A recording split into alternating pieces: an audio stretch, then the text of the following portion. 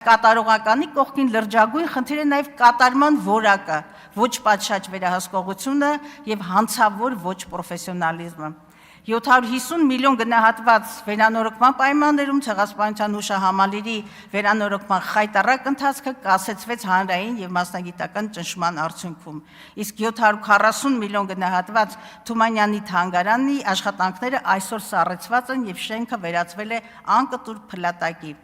Եվ մի բացահայտուն, պարզվում է, որ որոշ մշակութային պոակների տնօրեններ արտաբյուջետային միջոցների հաշվին եռամսյակի կտրվածքով ստանում են մինչև 5 միլիոն, 3 միլիոն, 2 միլիոնի հասնող պարգևավճարներ,